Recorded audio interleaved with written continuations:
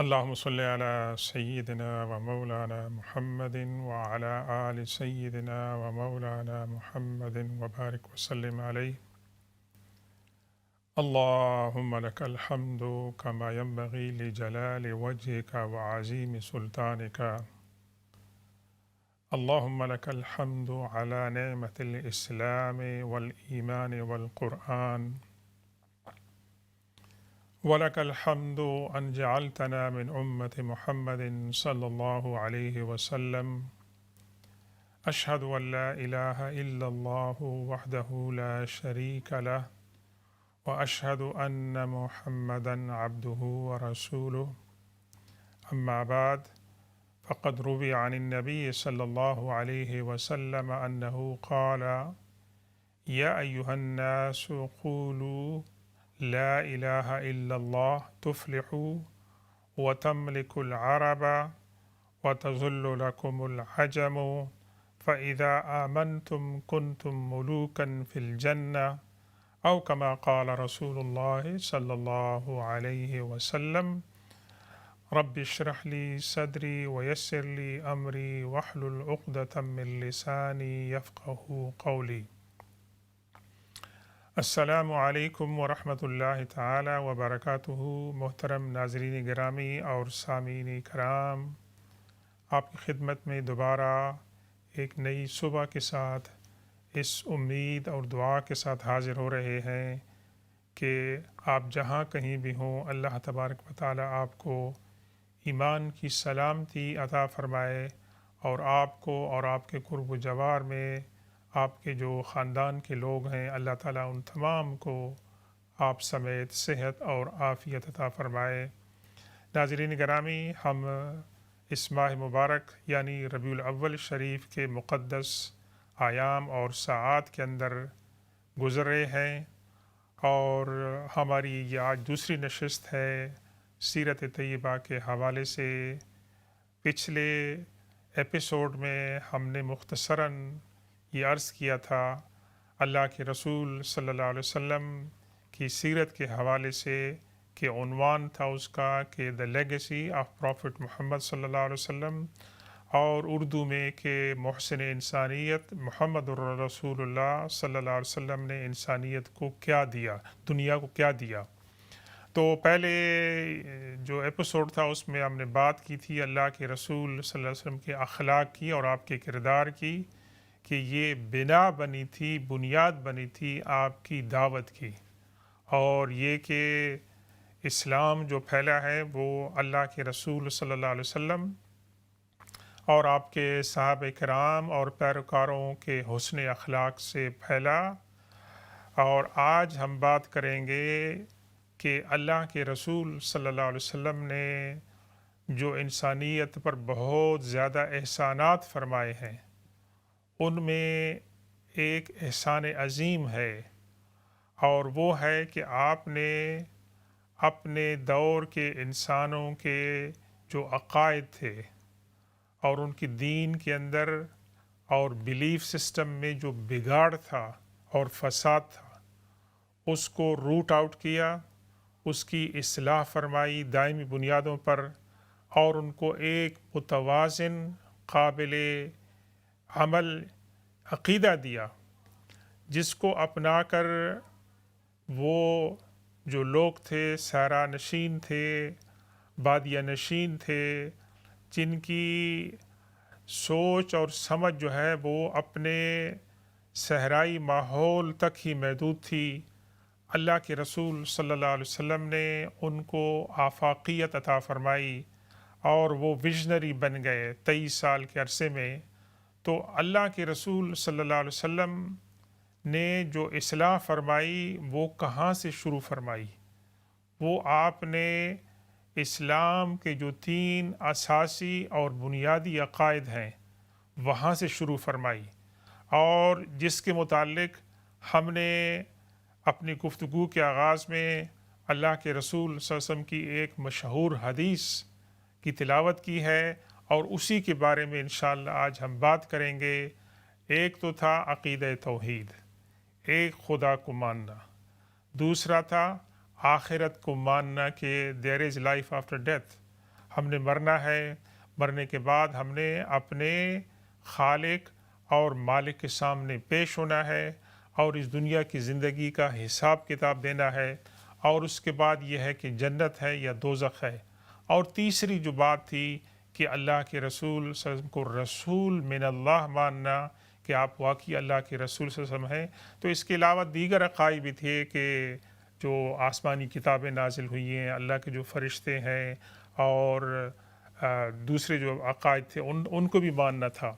لیکن یہ جو 3 عقائد تھے یہ بنیادی عقائد تھے جن کے اوپر اسلام کی بنیاد جو ہے وہ کھڑی کی، اور جن کی بنیاد پر ان لوگوں کی پھر اصلاح ہوئی۔ تو ایک ایسا معاشرہ جس کے اندر اللہ تبارک و تعالیٰ کو لوگ مانتے تھے لیکن ایک بڑے خدا کے طور پر،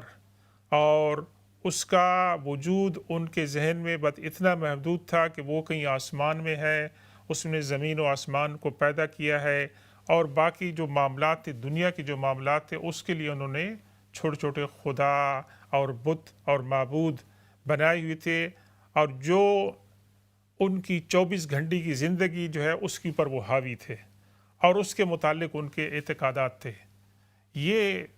ان لوگوں کا جو تھا معاشرہ تھا، اسی بیس پہ قائم تھا، اور یہ کہ دیر از نو لائف آف ڈیتھ، زندگی یہی ہے، اور اسی زندگی کے اندر آپ نے جو کچھ کرنا ہے وہ آپ کریں، مرنے کے بعد آپ مٹی ہو جائیں گے اور مٹی ذرات میں مل جائیں گے، اور دوبارہ اس مردہ وجود کو، ہڈیوں کو وجود میں لانا از امپاسبل ہے، تو اس لیے دیر از نو لائف آف ڈیتھ۔ اور دوسرا یہ تیسری بات یہ ہے کہ رسول کس طرح آ سکتے ہیں۔ رسولوں کا آنا تو یہ انسانوں کی اس کے اندر کچھ مداخلت ہو کہ اللہ کو رسول بھیجنے ہوں تو وہ انسانوں سے کنسلٹ کرے، اور اس کا یہ معیار ہونا چاہیے۔ تو یہ کچھ مسکنسیپشن تھے، اور ان مسکنسیپشنز کے اندر کیا تھا کہ غلط عقائد کی وجہ سے ان کی جو عملی زندگی تھی وہ بھی بری طور پر متاثر ہو رہی تھی۔ اس زندگی کے اندر کوئی پرپس نہیں تھی، اس کے اندر کوئی ڈائریکشن نہیں تھی، اس کے اندر کوئی ویژن نہیں تھا، اور وہ ایک بہت محدود پیمانے پر ان کی زندگی چل رہی تھی۔ کھایا پیا، جانور رکھے، سفر کیا، اور تجارت کی اور کاروبار کیا، اور دیٹس اٹ، یہ ان کی زندگی کا مقصد تھا۔ ناظرین گرامی، اللہ کے رسول صلی اللہ علیہ وسلم جو رحمت للعالمین ہیں، انہوں نے اس انسانیت کو اس گہرائی سے، پستی سے اٹھا کر معراج انسانیت پر لے گئے، اور ان کو اٹھایا اور ان کو بلند کیا، اور ان کو یہ یاد دلایا کہ آپ کی زندگی کا ایک مقصد ہے، آپ کو اللہ تعالیٰ نے وقار عطا فرمایا ہے، آپ جو ہیں اللہ تبارک و تعالیٰ کی افضل ترین مخلوق ہیں، اور آپ کس کی اولاد میں سے ہیں کہ جو مسجود ملائکہ تھے۔ یہ اپنے آپ کو، آپ نے مقام اپنا کیوں گرایا ہوا ہے ویسے؟ تو یہ جو کام تھا یہ بہت ہی کٹھن کام تھا ویسے، اور یہ کام کے اندر آپ دیکھیں کہ اللہ کے رسول صلی اللہ علیہ وسلم بازاروں کے اندر جاتے ہیں، حج کے جو ڈیلیگیشنز آتے ہیں ان کے پاس جاتے ہیں، اور اللہ کے رسول صلی اللہ علیہ وسلم کے پاس نہ تو کوئی سپورٹ ہے، نہ ان کی کوئی فوج ہے، نہ ان کے کوئی مالی وسائل ہیں۔ ان کا کل سرمایہ کیا تھا؟ اللہ کی ذات کے اوپر ایمان اور یقین، اور اس بات کے اوپر ایمان اور یقین کہ جو میری دعوت ہے وہ دعوت حق ہے، اور پھر نہ صرف اس کی حقانیت پر یقین ہے بلکہ اس بات پر بھی یقین ہے کہ یہ دعوت کامیابی سے ہمکنار ہوگی۔ یہ ڈٹرمنیشن تھا، یہ عزم تھا، اور اللہ کے رسول صلی اللہ علیہ وسلم کا یہ ویژن تھا جس کو آپ لے کر آپ باہر نکلے۔ اور یہ ہم جانتے ہیں کہ اسلام کی ابتدائی تاریخ میں اللہ کے رسول صلی اللہ علیہ وسلم نے اپنی دعوت کا آغاز جو ہے وہ خفیہ رابطوں سے کیا، اور جو آپ کے قریبی تعلقات والے تھے، خاندان والے تھے، رشتہ دار تھے، دوست احباب تھے، ان کے ساتھ آپ نے اپنی دعوت کا آغاز کیا، اور آپ کی دعوت کے آغاز میں آپ کو اگرچہ بہت زیادہ نہیں لیکن رسپانس ملا، اور لوگ کنونس ہو گئے آپ کے کردار کو اور آپ کی تعلیمات کو اور آپ کی لاجک کو دیکھ کر لوگ مسلمان ہو رہے تھے آہستہ آہستہ۔ لیکن یہ کہ اس دعوت نے خفیہ نہیں رہنا تھا، اس دعوت نے تو باہر نکلنا تھا۔ اور یہ اللہ نے فرمایا کہ یا رسول یا محمد صلی اللہ علیہ وسلم آپ باہر نکلیں اور اپنی دعوت علن اعلان آپ لوگوں کے سامنے پیش کریں۔ اور یہ زندگی کا سب سے بڑا چیلنج تھا، اس زمانے کا سب سے بڑا چیلنج تھا کہ ایک بت پرست معاشرے کے اندر، اور جس کے اندر غلط توہمات اور غلط تصورات جو ہے ان لوگوں کی زندگی، ان کی سائیکی پر حاوی تھے، وہاں جا کے اللہ کے رسول صلی اللہ علیہ وسلم نے ایک ہی بات کی۔ کیا فرمایا؟ یا ایھا الناس قولوا لا الہ الا اللہ تفلحوا۔ اللہ کے رسول صلی اللہ علیہ وسلم کا یہ جو جملہ ہے یہ ایک مشہور جملہ بن گیا۔ آپ تن تنہا بازار کے اندر یہ اعلان بلند آواز سے فرما رہے ہیں، لوگ اپنی شاپنگ کے اندر مصروف ہیں، چل رہے ہیں، اور اللہ کے رسول صلی اللہ علیہ وسلم وہاں ان کے بازار میں، اور جو حجاج اور زائرین آ رہے ہیں عمرہ کرنے کے لیے مکہ میں، وہاں مینا میں، عرفات میں، وہاں آپ ان کے پاس جاتے ہیں اور ان کے ساتھ بیٹھ کر ان کو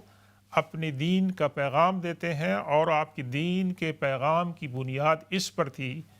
کہ اے انسانوں، اے لوگوں، تم کہو لا الہ الا اللہ، اللہ کے سوا کوئی معبود نہیں ہے۔ اب ناظرین گرامی، یہ جملہ کہنا تو بہت آسان ہے کہ اللہ کے سوا کوئی معبود نہیں، اور واقعی اللہ کے رسول صلی اللہ علیہ وسلم کی بشارتیں ہیں کہ جس انسان نے صدق کے دل سے اور خالصتاً یقین کے ساتھ لا الہ الا اللہ پڑھا ہے تو وہ جنت میں جائے گا۔ اور اللہ تبارک و تعالیٰ کا یہ اپنے انسانوں پر، اپنی مخلوق پر یہ فرض ہے، اس کا ایک حق ہے کہ وہ اللہ کے سوا کسی کی عبادت نہ کریں۔ اور اللہ تبارک و تعالیٰ سے انسانوں کو یہ امید ہونی چاہیے کہ جس نے لا الہ الا اللہ کہا ہے، جس نے اللہ کے ساتھ کسی کو شریک نہیں ٹھہرایا ہے، اللہ تبارک و تعالیٰ ان کے اوپر جہنم کو حرام قرار دے دے گا۔ تو یہ تو ایک بات ہے کہ آج ہمیں بھی لا الہ الا اللہ کا وظیفہ پڑھنا چاہیے، اس یقین کے ساتھ کہ انشاءاللہ اس کی برکت سے اللہ تعالیٰ ہمیں قیامت والے دن سرخرو فرمائے گا، اور اس کا جو وزن ہوگا تمام اعمال کے مقابلے میں بھاری ہوگا۔ اس لیے یہ وظیفہ پڑھنے کی جو ہے وہ تعلیم اور وصیت کی گئی ہے، اور لا الہ الا اللہ پڑھنے میں کچھ زیادہ وقت نہیں لگتا۔ لیکن ناظرین گرامی، کیا اللہ کے رسول صلی اللہ علیہ وسلم ان لوگوں سے صرف یہ کہہ رہے تھے قولوا لا الہ الا اللہ تفلحوا، اگر تم نے لا الہ الا اللہ کہہ دیا تو تم فلاح پا جاؤ گے، کامیاب ہو جاؤ گے؟ کیا اللہ کے رسول صلی اللہ علیہ وسلم صرف اس وربل اٹرنس کے اوپر آپ جو ہے ان کو تعلیم دے رہے تھے، یا اس کے پیچھے کچھ اور مقاصد بھی تھے؟ آپ دیکھیں کہ جب آپ یہ فرماتے ہیں کہ اللہ کے سوا کوئی معبود نہیں، تو اس کی زد کہاں پر پڑے گی؟ اس کی زد پڑے گی جو معبود اور سٹیچوز آپ نے بنائی ہوئی ہیں، جن کو آپ پتھر سے بناتے ہیں، لکڑی سے بناتے ہیں، ستو سے بناتے ہیں، اور کہیں بھاری ہو جائے تو اس کو آپ پھینک دیتے ہیں، ویسے اور آپ سفر میں اس کو ساتھ لے جاتے ہیں، اپنے ہاتھ سے اس کو بناتے ہیں۔ تو یہ اللہ کے رسول صلی اللہ علیہ وسلم تو ان کے ذہن کے اندر یہ بات ڈالنا چاہتے ہیں کہ نہیں، لا الہ الا اللہ کہنے کا مقصد یہ نہیں ہے کہ اللہ کے سوا کوئی نہیں اور تم اپنے ساتھ ساتھ جو تمہارے معبود ہیں تم ان کو بھی رکھو گے۔ نہیں، یہ دونوں چیزیں نہیں چل سکتی ہیں۔ جو اس وقت یہ تضادات، کنٹرڈکشن ان کے بلیفز میں اور ان کے عقائد میں اور ان کے اعمال کے اندر تھے، تو اللہ کے رسول صلی اللہ علیہ وسلم ان کو یہ فرما رہے ہیں کہ جب تم لا الہ الا اللہ کہو گے، خدا کو معبود مانو گے، تو اس کا مطلب یہ ہے کہ اللہ تبارک و تعالی کا دخل آپ کی زندگی کے ہر شعبے کے اندر ہے، جس کو آپ کہتے ہیں کہ sovereignty belongs to Allah subhanahu wa ta'ala only, and if you submit to him you are going to be successful in life and in life after death۔ تو اللہ کے رسول صلی اللہ علیہ وسلم ان کو یہ دعوت دے رہے ہیں کہ نہیں، جس خدا کو آپ نے معبود بنا لیا اس کے سامنے آپ نے جھکنا ہے، بتوں کے سامنے آپ نے نہیں جھکنا ہے. آپ نے سفر پہ جانا ہے تو بتوں سے نہیں پوچھنا ہے. آپ نے فال نہیں نکالنی ہے. آپ نے جن جانوروں کو اللہ تعالیٰ نے حلال قرار دیا ہے ان کو بتوں کی وجہ سے آپ نے حرام قرار نہیں دیا ہے. جن جانوروں کو اللہ تعالیٰ نے حرام قرار دیا ہے آپ نے بتوں کی وجہ سے ان کو حلال نہیں قرار دیا ہے. جو تعلقات جو ہیں حرام ہیں دنیا کے اندر، چاہے وہ عورت اور مرد کے درمیان ہیں یا دوسرے تعلقات ہیں، جن کو اللہ نے حرام قرار دیا ہے ان کو آپ نے بھی حلال قرار دیا. اب یہ اللہ کے رسول صلی اللہ علیہ وسلم یہ اعلان فرما رہے ہیں بازاروں کے اندر، اور آپ کے پیچھے دو شخص ہوتے ہیں، کبھی ایک ہوتا ہے کبھی دونوں ہوتے ہیں. آپ کے ساتھ قریب ترین شخص کون تھا؟ آپ کا چچا تھا، ابو لہب تھا. جب آپ یہ اعلان فرماتے تھے، یہ دعوت دیتے تھے، تو آپ کے پیچھے اس کی آواز آتی تھی، اس کی بات مت سنو، نعوذ باللہ یہ جھوٹا ہے، یہ اپنے دین سے پھر گیا ہے، اس کی بات کو مت سنو. دوسرا شخص کون تھا جو کبھی کبھار وہ بھی آتا تھا؟ وہ ابو جہل تھا، کہ جو آپ کے جو نیریٹو تھا، آپ کی جو دعوت تھی، اس کو کاؤنٹر کرنے کے لیے وہ بھی آتا تھا. اب یہاں لوگوں کے سامنے دعوت جو ہے عام ہے، اور لوگوں کو اللہ کے رسول صلی اللہ علیہ وسلم دعوت فکر دے رہے ہیں. لیکن دیکھیں یہاں پر صرف اس کے اندر دعوت نہیں ہے، اس کے اندر بشارت بھی ہے. اور یہ جو بشارت ہے اللہ کے رسول صلی اللہ علیہ وسلم ایک ایسے وقت میں دے رہے ہیں کہ آپ کے پاس کوئی سپورٹ نہیں ہے، آپ کے پاس کوئی حکومت نہیں ہے. آپ صرف اپنی زبان سے بازاروں میں چل کر لوگوں کے پاس، ڈیلیگیشن کے پاس جا کر آپ اللہ کی وحدانیت کے اوپر آپ یقین کرتے ہوئے، اسی کو سرمایہ بناتے ہوئے آپ اعلان کرتے ہیں. نہ صرف اعلان کرتے ہیں بلکہ فرماتے ہیں تفلحو، تم فلاح پا جاؤ گے. تو یہ ایک اللہ کے رسول صلی اللہ علیہ وسلم وعدہ فرما رہے ہیں، اور اللہ کے رسول صلی اللہ علیہ وسلم بشارت دے رہے ہیں، اور اللہ کے رسول صلی اللہ علیہ وسلم بشارت کے ساتھ ساتھ پیشن گوئی فرما رہے ہیں. دوسرے جملے میں آپ نے کیا فرمایا؟ تملک العربہ، اے قریش، اے مکہ والو، تم میری دعوت کو مان لو گے تو تم عربوں کے بادشاہ بن جاؤ گے. Rest of the Arabian peninsula آپ کے ماتحت آ جائے گا، تم ان کے حکمران ہو جاؤ گے. وَتَذُلُّ لَكُمُ الْعَجَمُ، اور جو غیر عرب ہیں وہ تمہارے ماتحت آ جائیں گے. اب یہ دعوت کے آغاز میں ایسی بات کرنا، اور ایسا شخص اعلان کر رہا ہے کہ جس کے پاس کوئی حکومت کی طاقت نہیں ہے، جس کے پاس کوئی مال و دولت نہیں ہے، جس کے پاس کوئی اور وسائل نہیں ہے، تو اس کی دعوت پر لوگ غور و فکر کریں گے کہ یہ جو انسان بات کر رہا ہے اس کی دعوت میں کیا مطلب ہے، کہ صداقت ہے، کتنا وزن ہے. تو وہ ان کو کون سی چیز کنونس کرے گی؟ ان کو کون سی چیز کنونس کرے گی؟ ایک تو آپ کا اخلاق اور کردار ہے، اور دوسری بات کنونس جو کرے گی کہ اللہ کے رسول صلی اللہ علیہ وسلم جو ہیں وہ سمپل زبان کے اندر، سیدھے سادے الفاظ کے اندر اسلام کا مدعا پیش کر رہے ہیں. کیونکہ آپ کے جو مخاطبین تھے وہ عام قسم کے لوگ تھے. ہاں ان میں زیادہ سمجھدار لوگ بھی ہوں گے، اور مالدار بھی ہوں گے، غریب بھی ہوں گے، غلام بھی ہوں گے، لیکن دعوت کو آپ نے ایسے پیش کرنا ہے کہ جس کو ہر انسان سمجھ سکے، اور جس کے اندر کوئی فلسفیانہ موشگافیاں نہ ہو، اور وہ آسان سی جو ہے وہ بات ہو، اور اس کو آپ جو ہے وہ سمجھ سکے.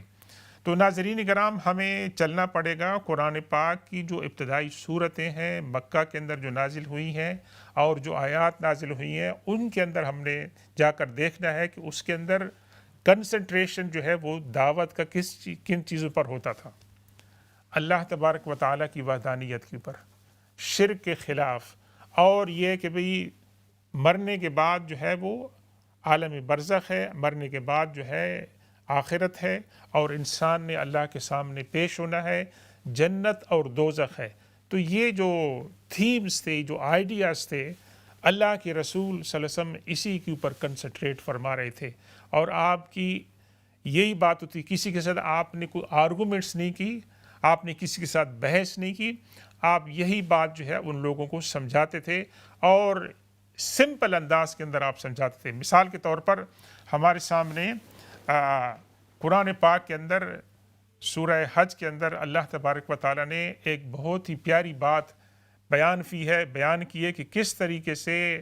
توحید جو ہے وہ شرک کے مقابلے میں جو ہے وہ ایک معقول بات ہے۔ اللہ نے فرمایا اعوذ باللہ من الشیطان الرجیم بسم اللہ الرحمن الرحیم یا ایھا الناس ضرب مثل فاستمعوا له ان الذین تدعون من دون اللہ لن يخلقوا ذبابا ولو اجتمعوا له۔ کیا فرمایا؟ اللہ تعالیٰ فرماتے ہیں انسانوں کو ڈائریکٹلی ایڈریس کرتی ہوئی کہ اے انسانوں، ایک ضرب المثل بیان کی گئی ہے، ایک ضرب المثل بیان کی گئی ہے، اس کو غور سے سنو۔ کیا فرمایا؟ کہ جن لوگوں کو تم خدا کے سوا پکارتے ہو، ان کو معبود سمجھتے ہوئے، ان کو تم اپنا حاجت روا سمجھتے ہوئے ان کو پکارتے ہو، لن يخلقوا ذبابا ولو اجتمعوا له۔ وہ مکھی کتنی ایک حقیر اور معمولی مخلوق ہے، جن کو تم معبود سمجھتے ہو اور ان کے سامنے تم جاتے ہو، اپنی حاجتیں پیش کرتے ہو، وہ ایک مکھی کو پیدا نہیں کر سکتے۔ نیور، لن یخلقوا، وہ کبھی بھی پیدا نہیں کر سکیں گے ایک مکھی کو بھی۔ وَلَوْ اجْتَمَعُوا لَهُ، اور اگرچہ وہ تمہارے تمام بت وہ اکٹھے بھی ہو جائیں، مل کر بھی وہ ایک مکھی کو نہیں پیدا کر سکتے ہیں۔ دیکھیں ناظرین کرام، یہ کتنی سیدھی سادی بات ہے، اس کے اندر کتنی لاجک ہے، اس کے اندر کتنی ریزننگ ہے، اس کے اندر کتنا وزن ہے۔ اللہ جو بیان فرما رہے ہیں کہ کوئی ایسی بات کر سکتا ہے، ویسے نہیں کر سکتا ہے، کسی کے پاس اس کا جواب نہیں ہے۔ جب جواب نہیں ہے، آپ نے اپنی عقل کو، اپنے ریزن کو استعمال کر لیا، آپ کے پاس جواب نہیں ہے، تو کیا کرنا ہے؟ آپ سرنڈر کر دیں، آپ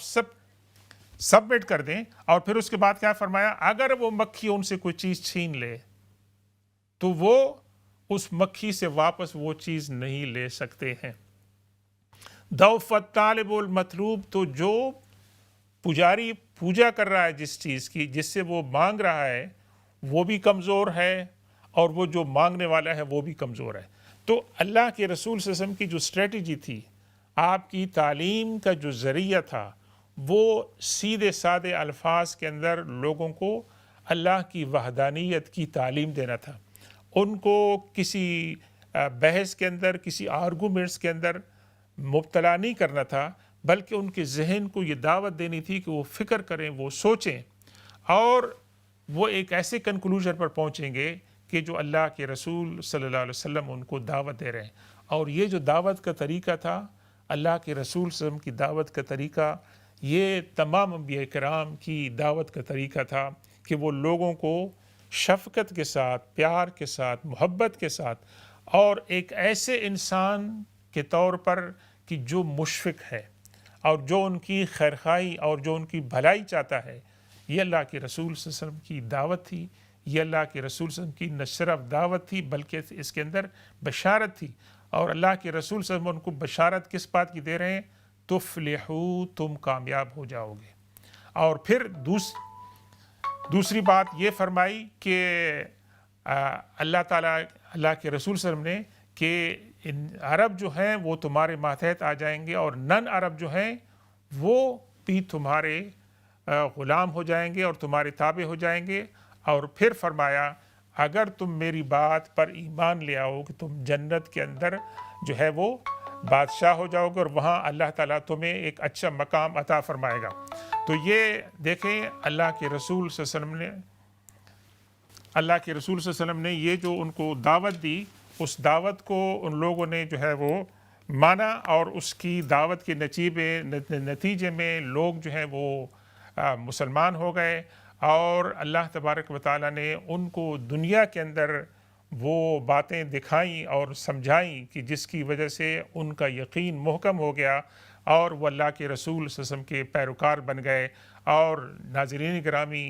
انشاءاللہ اس کی اور ہم مزید گفتگو جاری رکھیں گے ہمارے وقفے کے بعد، لیکن یہاں ایک خلاصہ ہے،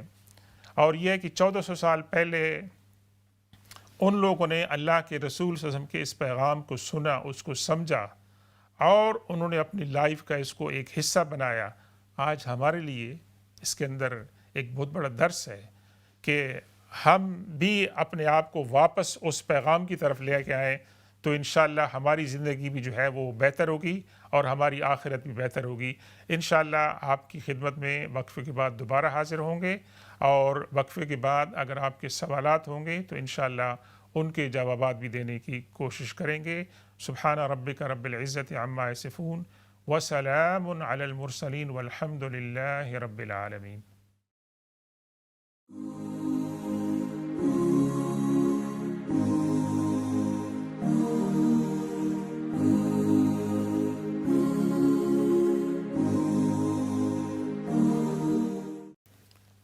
السلام علیکم ورحمۃ اللہ تعالی وبرکاتہ۔ محترم ناظرین گرامی، ویلکم بیک۔ آج ہم گفتگو کر رہے ہیں اللہ کے رسول صلی اللہ علیہ وسلم کی دعوت کے بارے میں، اور یہ کہ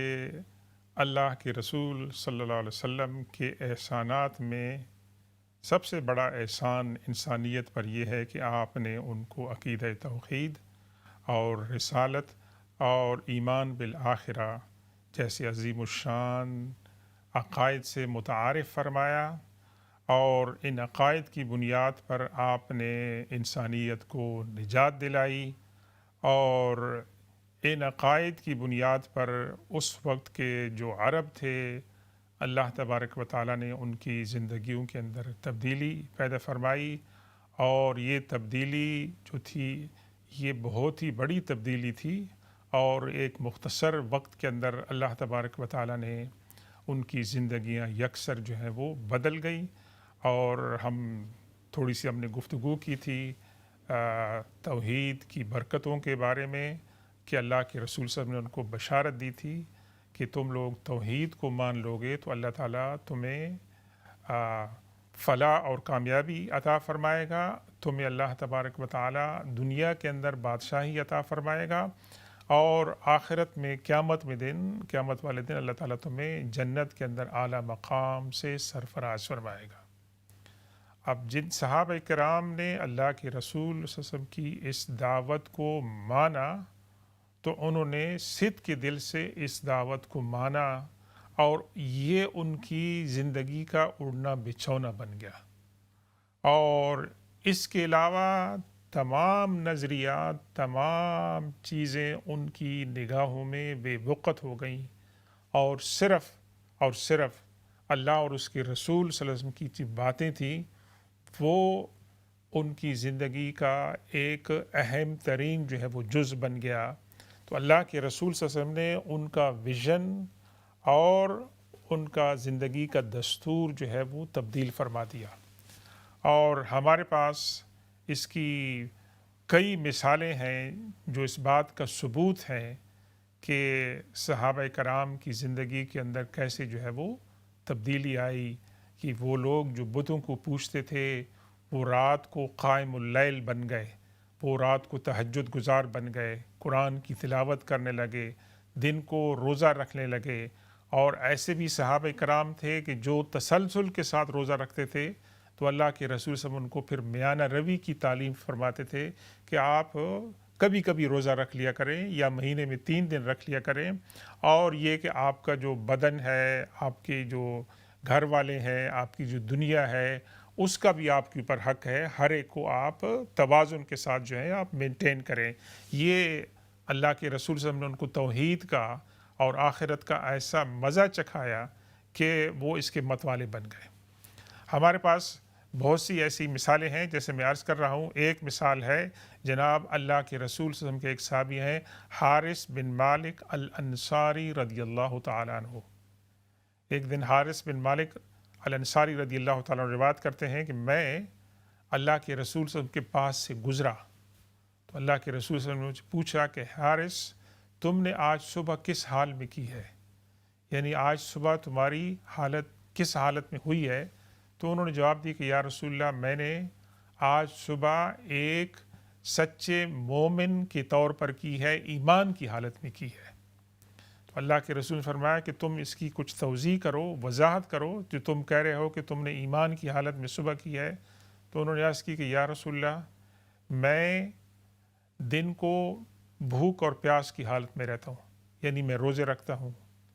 اور رات کو میں جاگ کر گزارتا ہوں کہ اللہ تبارک و تعالیٰ کی عبادت کرتا ہوں، اور میں یہاں زمین پر ہوں، خاکی ہوں، لیکن میں اللہ تعالیٰ کے عرش کو دیکھ رہا ہوں، اور یہ کہ میں زمین پر ہوں، دنیا میں ہوں، اور میں دیکھ رہا ہوں، جنت کا نظارہ کر رہا ہوں کہ جنتی جنت کے اندر کس طرح اللہ کی نعمتوں سے انجوائے کر رہے ہیں، اور میں دیکھ رہا ہوں کہ جہنم کے اندر کس طرح جہنمی جو ہیں وہ عذاب کے اندر مبتلا ہے۔ یہ انہوں نے جب یہ باتیں کہیں اللہ کے رسول صلی اللہ علیہ وسلم کے سوال کے جواب میں، تو اللہ کے رسول سے فرمایا کہ حارث، تم نے معرفت کی حقیقت پا لی ہے، اور تم اس کے اوپر جو ہے وہ قائم رہو۔ اور 3 بار اللہ کے رسول صلی اللہ علیہ وسلم نے ان سے یہ جملہ فرمایا، اور ایک روایت میں ہے کہ یہ بات اللہ کے رسول صلی اللہ علیہ وسلم نے اپنے ایک دوسرے صحابی حضرت معاذ بن جبل رضی اللہ تعالیٰ عنہ کے ساتھ جو ہے وہ فرمائی، اور ان کے بھی جوابات تقریباً یہی تھے۔ آپ ناظرین کرام تھوڑی دیر غور کریں کہ یہ وہ لوگ تھے، بادیہ نشین تھے، جو اونٹ اور بکریاں چراتے تھے، جو چارے کی تلاش میں ادھر ادھر گھومتے تھے، جو معمولی باتوں پر ایک دوسرے کے ساتھ کئی سالوں تک جو ہے وہ لڑتے تھے، جن کے اندر قبائلی فخر تھا، اور جن کے اندر یہ فخر تھا کہ ہم عرب ہیں، اور عربوں کے سوا دوسرے جو لوگ ہیں وہ اپنے آپ کو ایکسپریس نہیں کر سکتے ہیں، لیکن جن کا اپنا یہ حال تھا کہ ان کو دنیا میں کوئی انسان، کوئی قوم ان کو وقت ہی نہیں دیتی تھی۔ ان کے پاس کوئی تو ریسورسز نہیں ہے ایسے، ان کے پاس کوئی ایسی چیز نہیں ہے سوائے ایک کہ وہاں کعبہ تھا، اللہ کا گھر تھا جس کی زیارت کے لیے لوگ آتے تھے، اور اس کی وجہ سے ان کی تھوڑی بہت باہر کے قبائل کے اندر عزت تھی، لیکن یہ ہے کہ بھی ان کے ہاں کوئی اور وقار نہیں تھا۔ اب آپ دیکھیں کہ اللہ کے رسول صلی اللہ علیہ وسلم نے ان کو جو بشارت دی تھی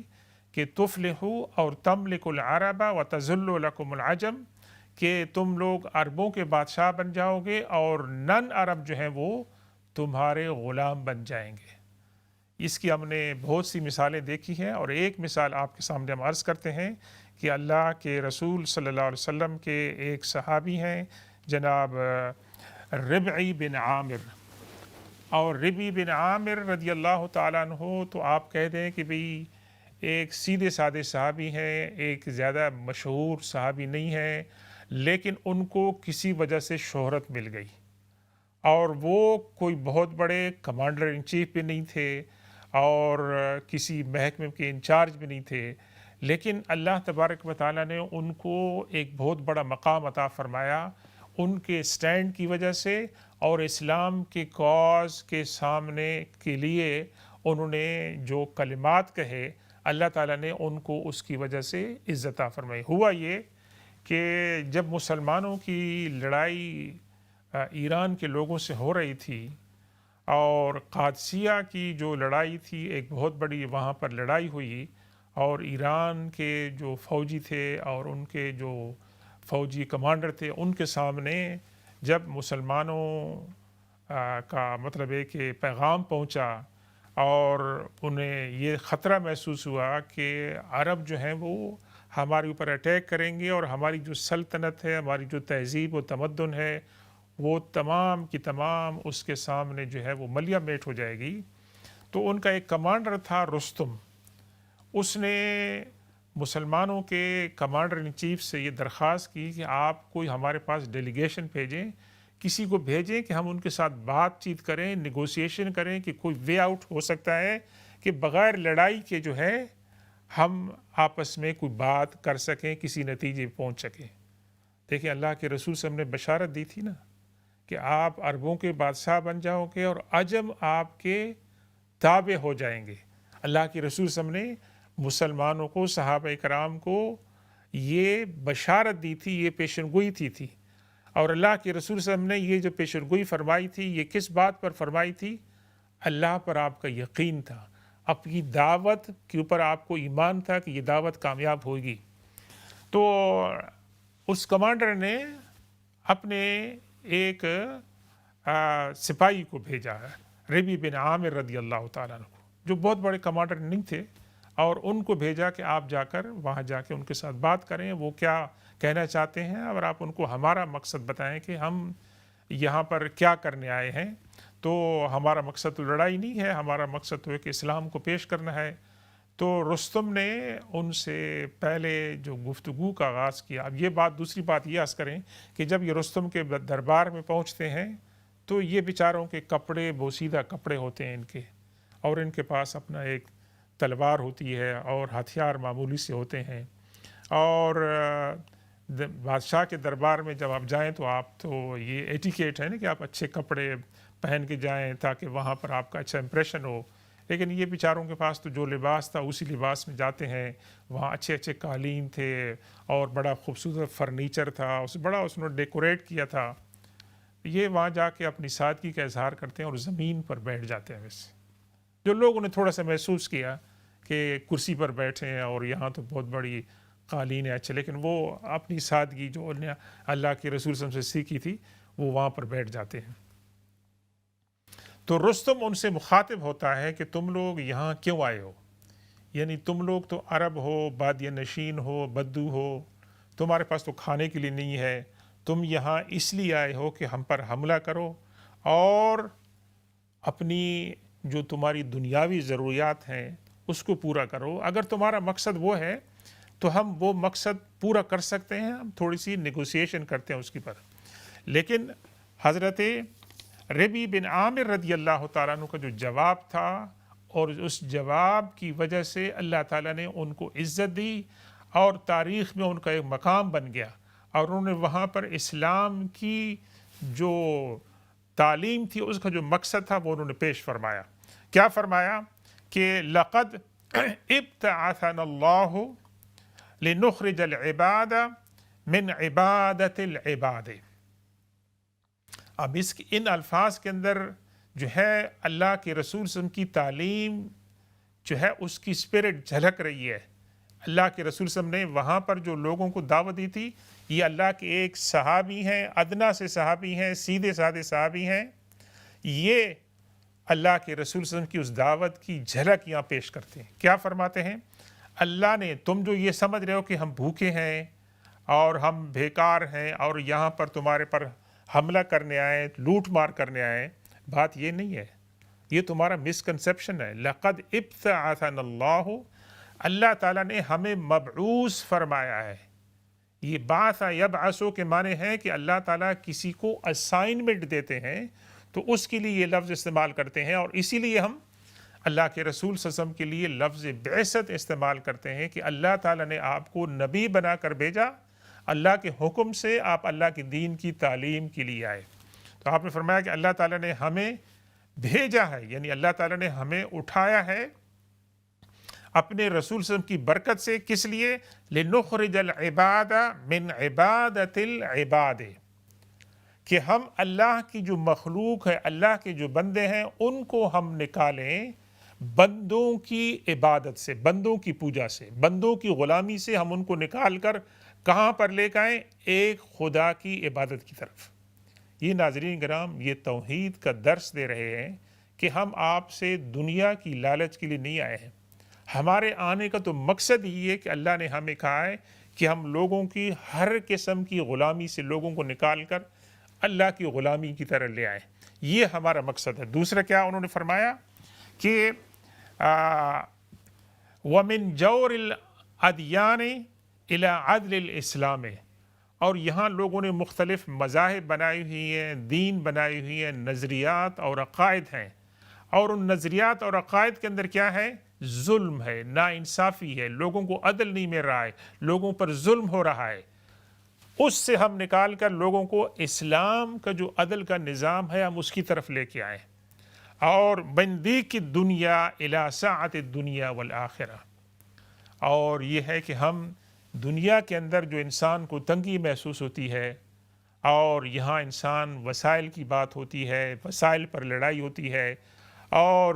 دوسرے جو جھوٹے عقائد اور نظریات ہیں ان کے اوپر لڑائی ہوتی ہے، اور انسان اپنی اوپر زندگی کو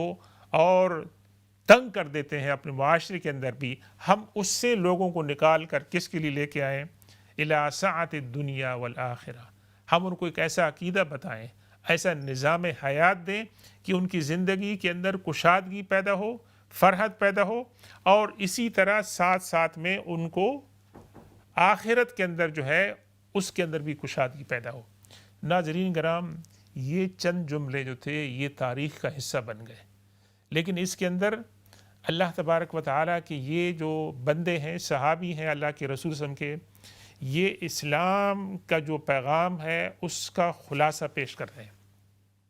اور یہ بھی بتا رہے ہیں کہ اللہ کے رسول صلی اللہ علیہ وسلم نے ان کی زندگی کے اندر کیا انقلاب پیدا کیا توحید کی تعلیم کی برکت سے۔ وہ کیا کہہ رہے ہیں کہ اب ہمارا یہ مشن ہو گیا ہے کہ اللہ کے رسول صلی اللہ علیہ وسلم نے ہمیں توحید سے آشنا فرمایا، تو ہم اس توحید کے پیغام کو دنیا کے اندر جا کے پھیلائیں۔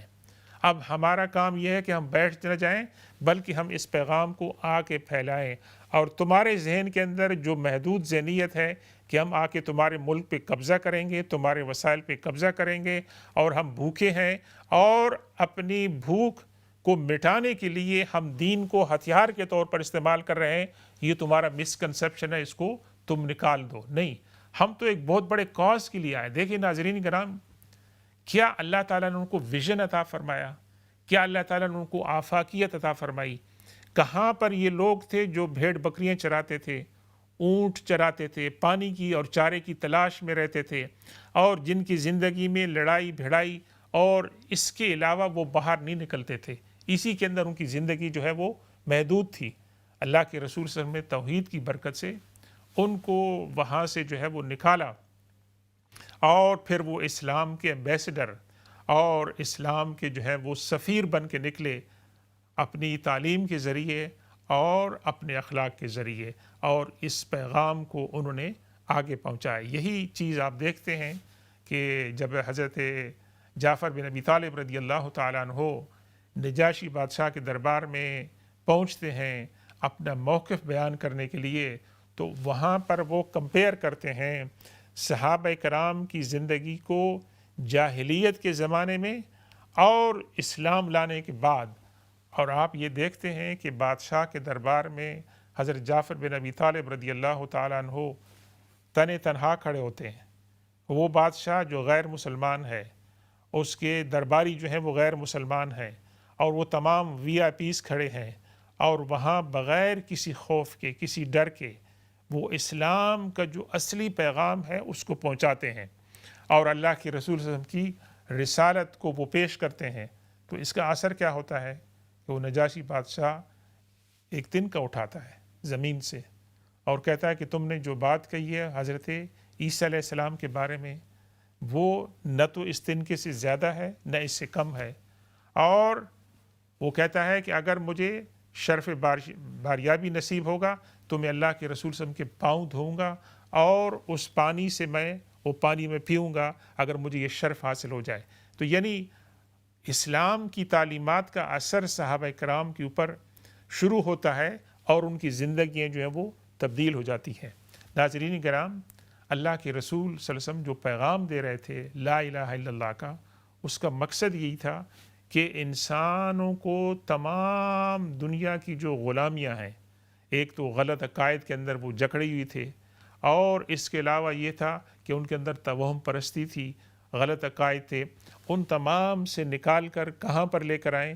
اللہ کی غلامی کے اندر، اللہ کی عبودیت کے اندر، تاکہ وہ اللہ تبارک و تعالیٰ کا جو نظام ہے، کائنات کا جو نظام ہے، اس کے اندر اپنے آپ کو اس کے اندر شامل کر لیں۔ اللہ کا نظام کائنات کے اندر، اس کے اندر یکسوئی ہے، سورج اپنے وقت پہ نکلتا ہے، چاند اپنے وقت پہ نکلتا ہے، ستارے ہیں، موسموں کا ایک حال ہے کہ موسم جو ہے سال کے مخصوص ایام کے اندر بہار آتا ہے، خزاں آتی ہے، اور کیا ہوتا ہے کہ پھلوں کے نکلنے کا وقت ہوتا ہے۔ یہ تمام چیزیں جو ہیں اس کے اندر ایک یکسانیت ہے، اور اس کے اندر ایک پرپس نظر آتی ہے، ایک ڈائریکشن نظر آتی ہے کہ پوری مخلوق جو ہے انسان کے سوا اس کو اللہ تعالیٰ نے ایک جبلت پر پیدا کیا ہے، اور اس جبلت کی وجہ سے یہاں کائنات کے اندر ایک نظام ہے، اور اس کی وجہ سے نظام فطرت کے اندر امن ہے۔ تو انسان کو دعوت فکر دی، یہ تم بھی سوچو کہ یہ تمام کائنات کی چیزیں اللہ تعالیٰ کے حکم کے تحت چل رہی ہے تو دنیا کے اندر امن ہے، اور اگر تم بھی اس نظام کے ساتھ اپنے آپ کو جوڑ لو گے تو دنیا کے اندر، معاشرے کے اندر امن قائم ہو جائے گا۔ اور واقعی امن قائم ہوا۔ امن یہاں تک قائم ہوا کہ اللہ کے رسول صلی اللہ علیہ وسلم اپنے ایک صحابی حضرت عدی بن حاتم رضی اللہ تعالیٰ عنہ سے ایک دن خطاب فرمایا کہ اتنا امن قائم ہو جائے گا جزیرہ عرب میں عدی، اگر زندگی نے وفا کی تمہارے ساتھ تو تم دیکھو گے عراق ہیرا، وہاں سے ایک خاتون اکیلے چلے گی سفر کے لیے، اور وہ آئے گی کعبہ کا طواف کرے گی اکیلے، اور وہ واپس چلے جائے گی، اور اس کو راستے میں نہ تو کوئی ڈر ہوگا نہ اس کو کوئی لوٹے گا، وہ اطمینان سے آئے گی اور واپس چلی جائے گی۔ کہاں یہ تصور تھا ناظرین گرامی، کہاں یہ تصور تھا کہ عراق سے ایک خاتون چلتی ہے تنہا سفر کرتے ہوئے، اور وہ کعبہ میں آ کے طواف کرتی ہے، اور طواف کر کے وہ واپس چلی جاتی ہے، اس کو کوئی گزر نہیں پہنچتا۔ اور یہ صحابی حضرت عدی بن حاتم رضی اللہ تعالیٰ عنہ فرماتے ہیں کہ اللہ کے رسول صلی اللہ علیہ وسلم ان کو پیشن گوئی کی تھی، بشارت دی تھی کہ تمہاری زندگی اگر لمبی ہوئی تو اپنی زندگی کے اندر یہ واقعہ دیکھو گے۔ وہ کہتے ہیں میں نے خود دیکھا کہ ایک خاتون ہیرا سے عراق سے چل کر آئی اکیلے، اور اس نے طواف کیا اور وہ واپس چلی گئی۔ تو دنیا کے اندر امن قائم ہوا۔ ہاں، اسلام کو اپنے دفاع کے لیے لڑائیاں لڑنی پڑی، اور اس کے اندر کچھ لوگ جو ہیں انہوں نے اپنی زندگی سے ہاتھ دھویا، مسلمان تھے یا ان کے مخالفین تھے، لیکن یہ ہے کہ وہ لڑائیاں اسلام کے اوپر امپوز کی گئی تھی، اور اسلام کا جو راستہ تھا اس کو روکنے کے لیے، لیکن اس کے نتیجے میں دنیا کے اندر امن قائم ہوا، اور انصاف اور عدل قائم ہوا، اور لوگوں کو اپنے حقوق جو ہے وہ ملے۔ اور سب سے بڑی بات ناظرین کرام، جہاں انسانوں کو اللہ تبارک و تعالیٰ کا عرفان حاصل ہوا، اللہ کی معرفت حاصل ہوئی کہ اللہ تعالیٰ ہمارا خالق ہے، وہ ہمارا معبود ہے، اسی کے ساتھ ساتھ انسان کو اپنی جو وقت ہے اس کا بھی احساس ہوا کہ میں کیا ہوں۔ کیا خوبصورت جواب دیا حضرت عمر فاروق رضی اللہ تعالیٰ عنہ نے، کہ فرمایا کہ اسلام کی برکت سے اللہ تعالیٰ نے ہمیں عزت دی ہے، اور اسلام کو چھوڑ کر ہم جہاں کہیں بھی عزت ڈھونڈنے کی کوشش کریں گے، ذلت اور رسوائی ہمارا مقدر بنے گی۔ یہ حضرت عمر فاروق رضی اللہ تعالیٰ عنہ کے اس جملے کے اندر ناظرین کرام ایک پیغام ہے آج کے مسلمانوں کے لیے کہ اسلام کی طرف لوٹ آؤ۔ اسلام کے اندر ہماری عزت ہے، اور اسلام سے باہر نکل کر اگر ہم عزت ڈھونڈنے کی کوشش کریں گے تو ہمیں ذلت و رسوائی سے دوچار ہونا پڑے گا۔ انشاءاللہ ناظرین کرام، آپ کی خدمت میں اس ماہ مبارک کے جتنے بھی ایام باقی ہیں ان میں اللہ کے رسول صلی اللہ علیہ وسلم کی سیرت کے ایسے جو پہلو ہیں وہ ہم آپ کے ساتھ شیئر کریں گے۔ اللہ تبارک و تعالیٰ سے دعا ہے کہ ہمیں اللہ تعالیٰ اللہ کے رسول صلی اللہ علیہ وسلم کی سیرت کے مطالعے، قرآن کے مطالعے کی توفیق دے، اور اس سیرت کو پڑھ کر اس پر ہم غور و فکر کریں، اور اس کے مطابق ہم اپنی زندگی کی اصلاح کرنے کی کوشش کریں۔ اللہ تعالیٰ ہم سب کا حامی و ناصر ہو، اور اللہ تبارک و تعالیٰ ہمیں اسلام پر عمل کرنے کی توفیق عطا فرمائے، اور ہمارا خاتمہ ایمان پہ فرمائے۔ سبحان ربک رب العزت عما یصفون وسلام علی المرسلین والحمد للہ رب العالمین، والسلام علیکم ورحمۃ اللہ تعالی وبرکاتہ۔